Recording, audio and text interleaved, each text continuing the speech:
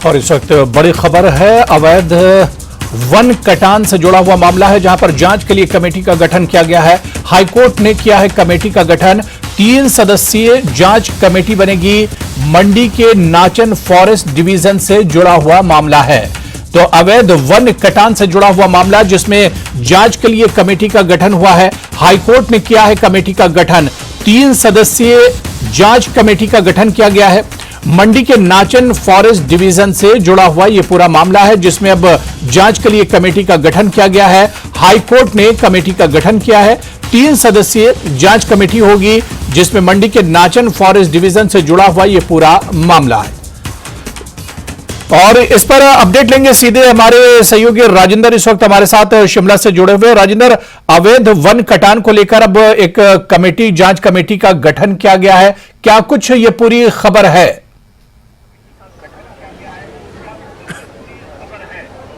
अबू, ये पूरा जनहित याचिका की सुनवाई करते हुए आज हिमाचल प्रदेश हाई कोर्ट ने ये बड़ा फैसला सुनाया है।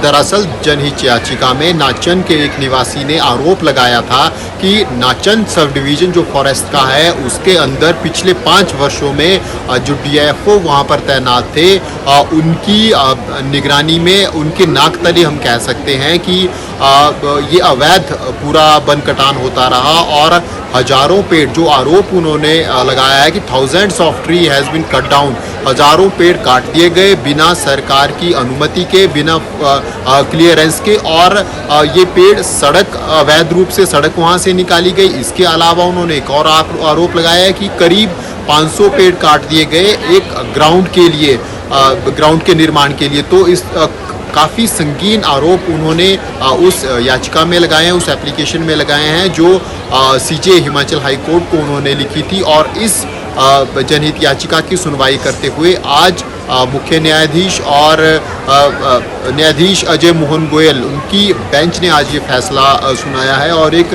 कमेटी का गठन किया गया है। इस कमेटी में डीसी मंडी और एसपी मंडी वो मुख्य रूप से शामिल होंगे और पूरी जांच इसकी की जाएगी और रिपोर्ट फिर हाई कोर्ट ने सबमिट करने को कहा है।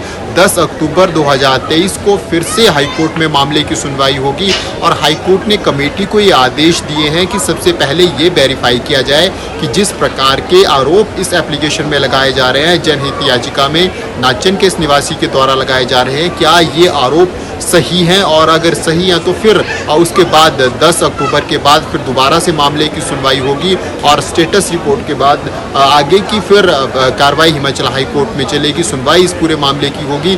लेकिन जिस प्रकार के आरोप इस जनहित याचिका में लगाए गए हैं वो काफ़ी संगीन आरोप अबू हैं हिमाचल प्रदेश की दृष्टि से देखते हुए, क्योंकि ये जो एरिया है जिसका जिक्र हो रहा है काफ़ी डेंस फॉरेस्ट है ये, और शिकारी देवी की पहाड़ियाँ इससे होकर गुजरती हैं और बहुत डेंस फॉरेस्ट है। और फॉरेस्ट कंजर्वेशन की बात एक तरफ हिमाचल प्रदेश में चल रही है और दूसरी तरफ अगर डीएफओ की जानकारी रहते हुए ये इस प्रकार का हजारों पेड़ काटे जाते हैं तो फिर मामला काफ़ी संगीन हो जाता है। अब इसके अलावा इस याचिका में ये भी कहा गया है कि डीएफओ के खिलाफ सख्त से सख्त कार्रवाई की जाए। अब हाईकोर्ट के पास ये मामला है। आज एक कमेटी का गठन किया गया है। एसपी मंडी और डीसी मंडी वो इस कमेटी में शामिल होंगे। अब देखना होगा कि क्या कुछ निकलकर इस जांच रिपोर्ट में आता है। कमेटी क्या अपनी रिपोर्ट अब 10 अक्टूबर को हिमाचल हाई कोर्ट में सबमिट करती है और फिर क्या इस पूरे मामले पर रुख हाई कोर्ट का रहता है। जी अबू। बिल्कुल राजेंद्र, जिस तरह से लगातार हमने देखा कि खासतौर से जंगल की जो अवैध जो कटान होता है वो किया जाता है, तो अब कहीं ना कहीं हाईकोर्ट की तरफ से जो रिमार्क किया गया है इस पर अब एक जो जांच कमेटी बनाई जा रही है, तो इससे आने वाले दिनों में जो अवैध वन कटान होता है उस पर भी एक तरह से रोक लग सकती है।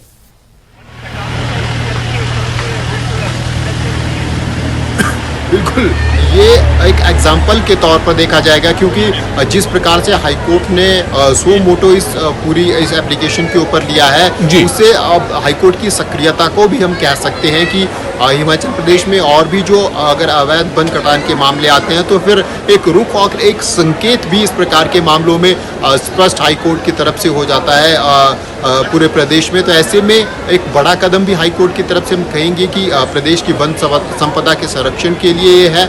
और इस पर्टिकुलर मामले में अब देखना होगा कि क्या जांच रिपोर्ट आती है, जो कमेटी हाईकोर्ट की तरफ से गठित की गई है वो क्या रिपोर्ट सौंपती है, और उसके बाद फिर अगर जैसा कि जनहित याचिका में ये पूरा मामला बताया गया है, अगर वैसा ये मामला निकलता है तो फिर काफ़ी हैरान करने वाला भी हिमाचल प्रदेश में इस प्रकार का अपने आप में ये बड़ा मामला होगा। बड़ा कदम आज हिमाचल हाईकोर्ट ने इसके ऊपर उठाया है, कमेटी का गठन किया गया है और ये कमेटी अब उम्मीद है कि 10 अक्टूबर को जब अपनी रिपोर्ट सौंपेगी तो फिर इस पूरे मामले पे एक कह सकते हैं कि पारदर्शिता सामने आ जाएगी कि क्या कुछ हुआ है। और जो एक आरोप लगाया जा रहा है, हजारों पेड़ काटने की बात कही जा रही है और इलीगल तरीके से सड़क निर्माण की इस क्षेत्र में बात कही जा रही है, इसके अलावा ग्राउंड के लिए 500 के करीब पेड़ काटने की बात कही जा रही है। तो कुल मिलाकर काफी संगीन ये मामला, गंभीर ये मामला बिल्कुल धीरे धीरे बिल्कुल राजेंद्र, अब 10 अक्टूबर को जब ये रिपोर्ट सौंपी जाएगी जांच कमेटी की तरफ से तो इसमें क्या कुछ निकल कर आता है और उसके बाद हाईकोर्ट का इस पर क्या कुछ इस जांच रिपोर्ट पर रुख होगा, ये देखना भी बहुत अहम होगा। बहुत बहुत शुक्रिया राजेंद्र हमारे साथ इस खबर पर जुड़ने के लिए और अपडेट करने के लिए।